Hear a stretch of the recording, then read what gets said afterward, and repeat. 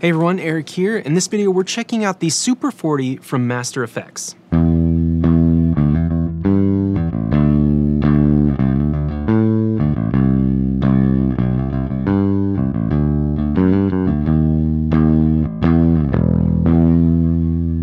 So the Super 40 is a recreation of the Ashley SC40 preamp that was made famous by Geddy Lee. And since this is a Geddy Lee pedal, or Geddy Lee inspired pedal, I borrowed this Rickenbacker from my friend Jack, who plays in the band Horseburner, so thank you, Jack. I've got my bass running into the Super 40.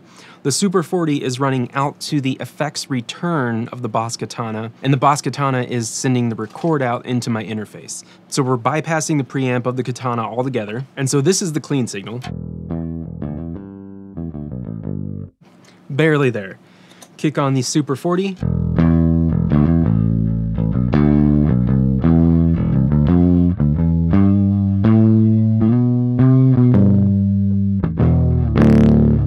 So if we start out on the top right of the pedal, we have the level control. This is very useful, especially in this situation, because again, if we turn the pedal off, there's signal there, but you can't really hear it. And if we turn the pedal on,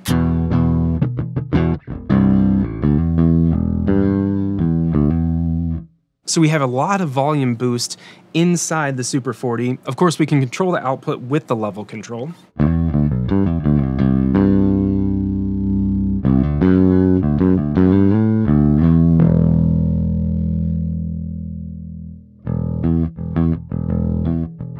Now we have an input toggle right here in the middle of the pedal. This toggle sets the input sensitivity of the pedal. So if you have something like active electronics or really hot pickups, you can set the toggle to high, and you're going to pad the input level so the pedal can operate efficiently. And this bass is a pretty low output, so we can't really hear anything. But since it's low, we can turn it to the low input sensitivity. And there's our signal.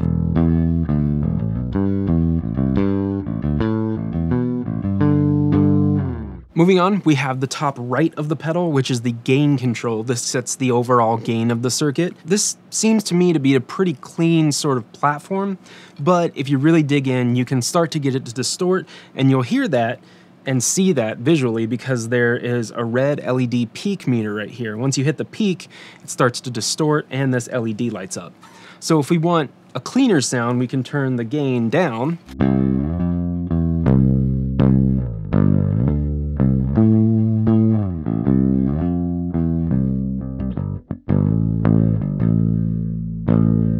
And then as we start to turn the gain up, we're going to get louder, of course, but we're also going to start to introduce a little bit more distortion into the signal.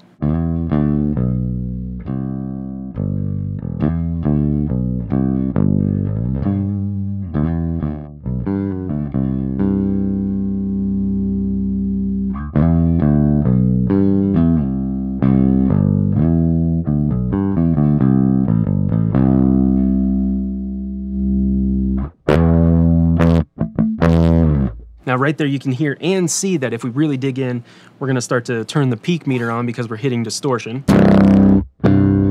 Let me turn that down a little bit.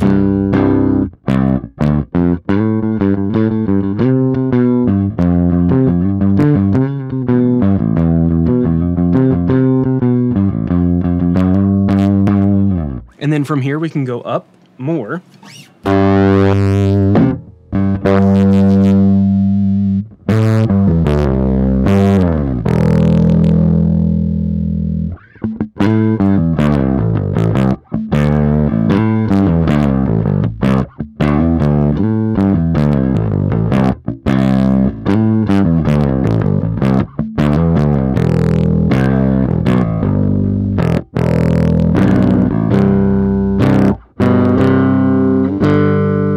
Now, one mod that Ashley kind of suggested to their users is to put clipping diodes in, I believe, the effects loop, and the distortion toggle right here is exactly what that is. So in the bottom position, we don't have any diodes in the signal, and that's what you've been hearing so far. And if we turn it to the up position, we add in those clipping diodes. It does a couple things. We get more distortion into the signal, but we also get a lower output. You can hear it got really drastically quieter. Here's without. And here's with. So we're going to compensate by turning the level up.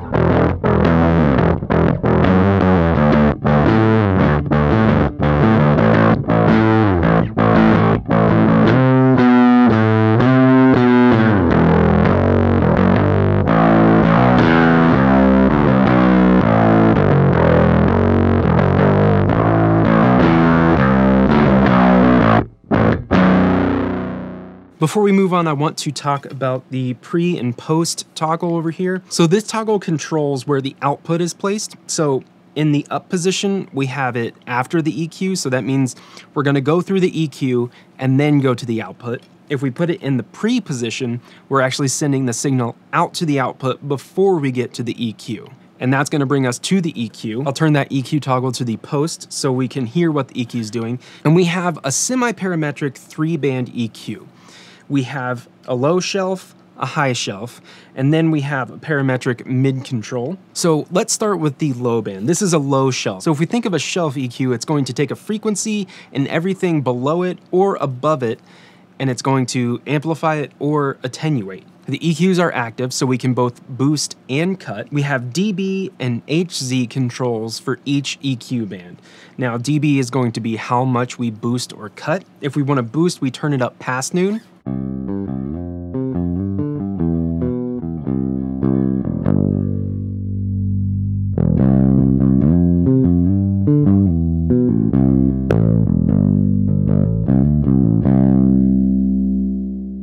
And then conversely, if you want to cut any of these EQ bands, you turn the control down past noon.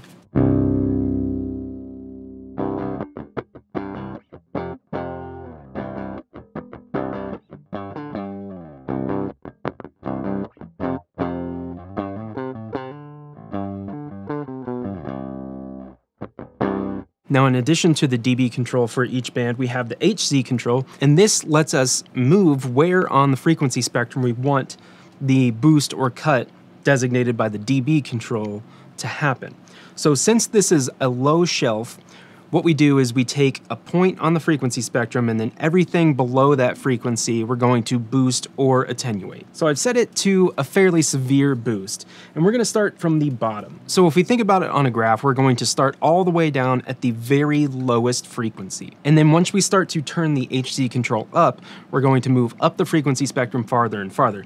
Now, all the way down here, you don't really hear a whole bunch. So I'm anticipating not hearing much until the upper end of the control.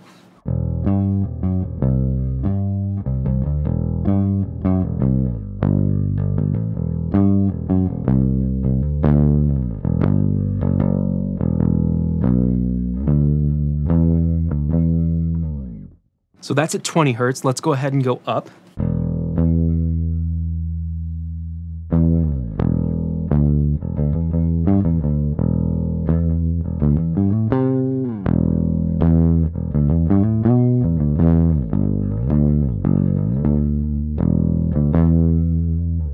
So that's around 120 hertz.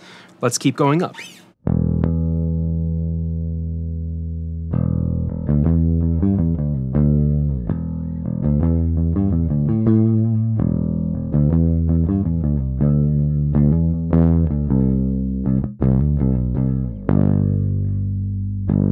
So if you were playing on a live amp, you would really feel what we have boosted so far, but you might not hear it exactly. Now, once we start to climb up past 240 hertz, especially in this room that I'm in, I'm going to start hearing it quite a bit.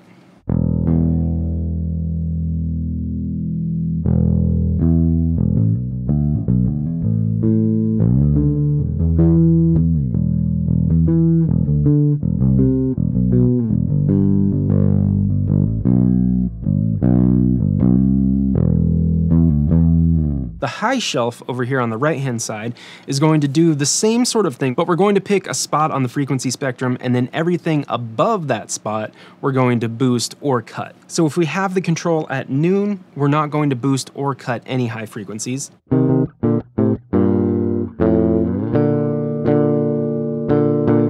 If we want to attenuate high frequencies, we can turn it down past noon.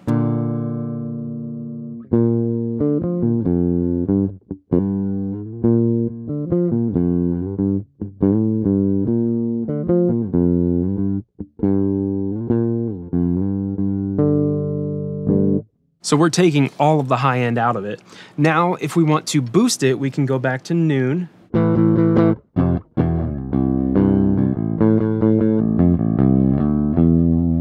Now we can boost the high shelf by turning the dB control up.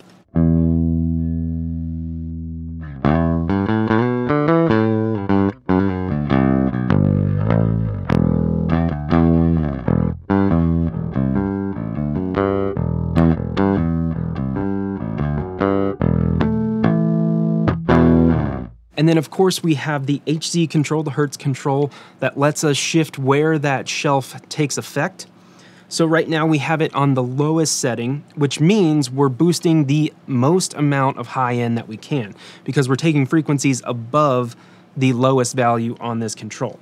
So as we start to turn the the kilohertz control, the KHZ, so as we turn the kilohertz control, the KHZ control up, we're actually going to shift the shelf up the frequency spectrum and then ultimately attenuate less and less frequencies.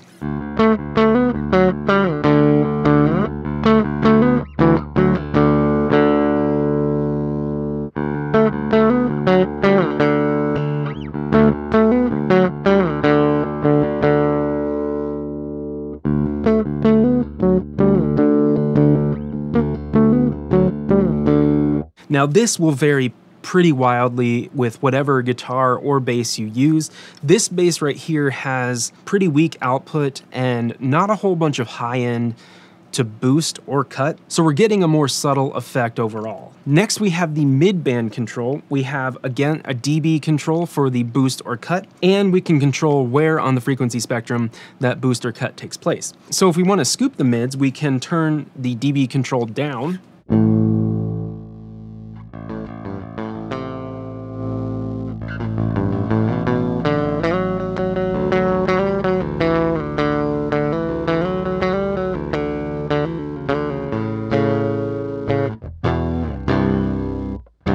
And then we can boost by turning this control up past noon.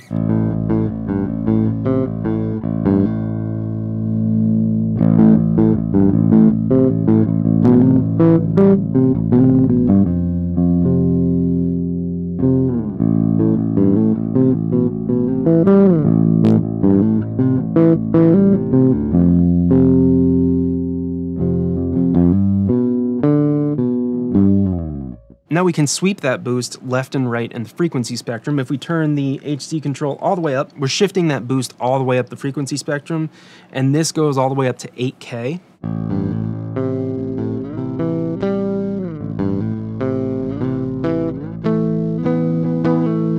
Now we're not getting a whole bunch of change because this bass doesn't really put off a whole bunch of treble. So now we're gonna bring that boost down the frequency spectrum by turning the Hertz control down.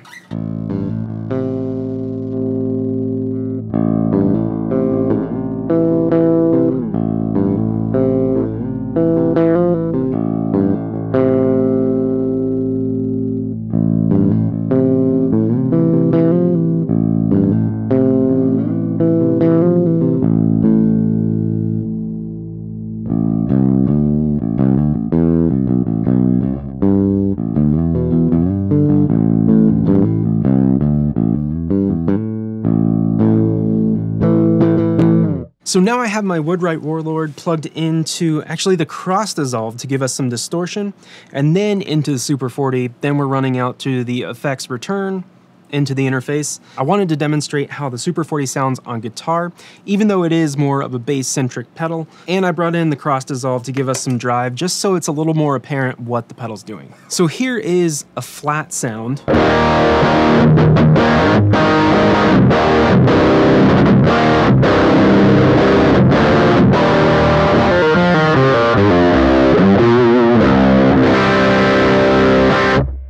That is with all the EQ at noon, the dB controls, so we're not boosting or cutting, and the gain is set pretty low, so we're getting a fairly clean sound inside the Super 40.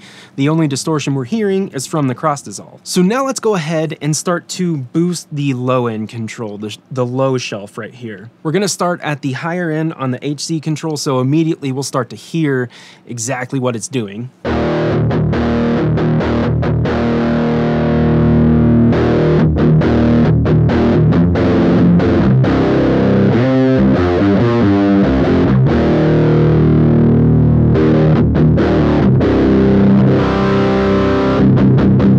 Now, of course, if we turn the HD control down, we're going to hear less and less bass being boosted.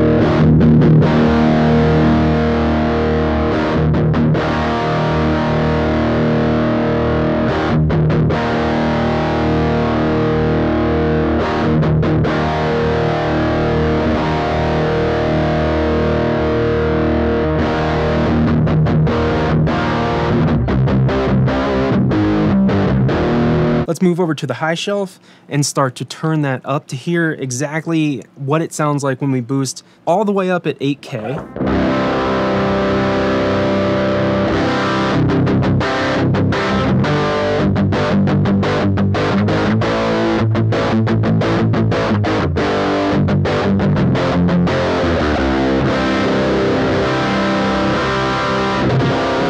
So now let's bring that low shelf down the frequency spectrum and start to boost more and more high end.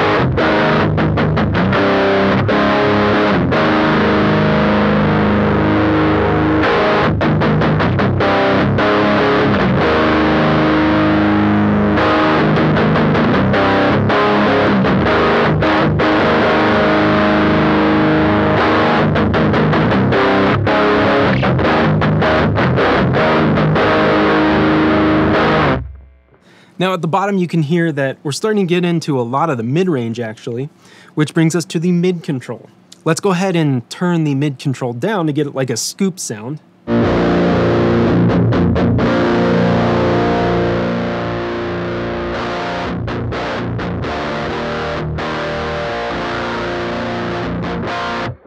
Kind of made the guitar kind of disappear, and that's because we're all the way down in the low frequencies, so we're at 160 hertz, I believe. If we start to go up the frequency spectrum, you'll start to hear more of that traditional mid-scoop sound.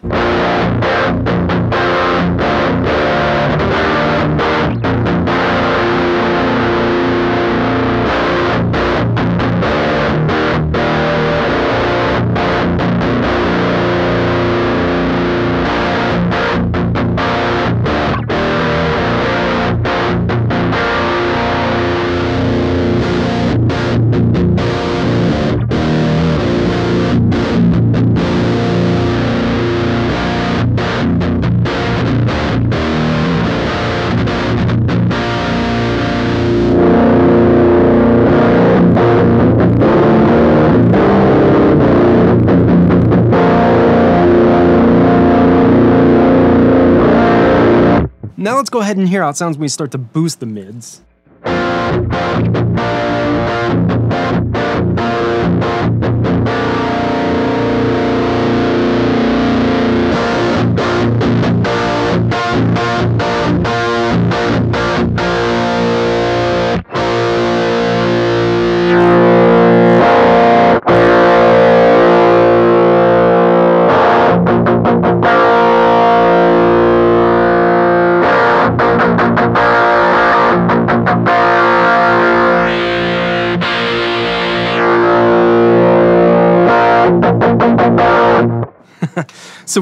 So we stumbled on like a more cocked wah sort of sound.